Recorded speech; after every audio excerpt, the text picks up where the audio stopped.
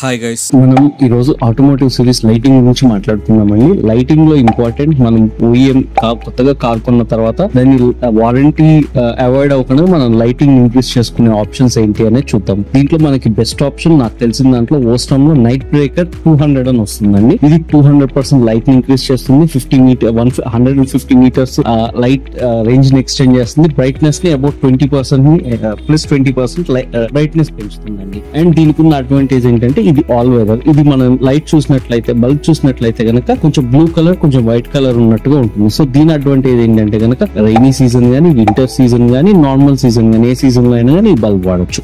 దీనికి ఉన్న అడ్వాంటేజ్ అది. సో దీనికి ఉన్న ఇంకొక అడ్వాంటేజ్ ఏంటంటే మనం ఈ బల్బ్ వేసినప్పుడు మామూలుగా అయితే మనం బల్బ్ మారిస్తే జనరల్ గా వైరింగ్ రిలే మార్చమని చెప్పి సజెస్ట్ చేస్తారు ఎవరైనా కానీ మెకానిక్స్. సో దీనికి ఆ వైరింగ్ హార్నెస్ అంతా మార్చాల్సిన పని లేదు. సో ఆ మార్చాల్సిన పని లేనప్పుడు మనకు వారంటీ అవాయిడ్ అయ్యే ప్రాబ్లమే రాదు. సో వారంటీ అవాయిడ్ అవ్వకుండా మనం ఈ బల్బ్ ని రీప్లేస్ చేసుకుంటాం. ఈ బల్బ్ ని రీప్లేస్ చేసుకోవడం వల్ల ఉండే అడ్వాంటేజ్ ఇది. దీని ప్రైసింగ్ అండ్ దీని పర్చేస్ లింక్ రెండు కూడా నేను మీకు లింక్ లో ఇవ్వడానికి ట్రై చేస్తాను. ఒకవేళ లింక్ లో లేకపోతే ఫస్ట్ కామెంట్ లో పెడతాను. Anyway, thank you very much. Bye.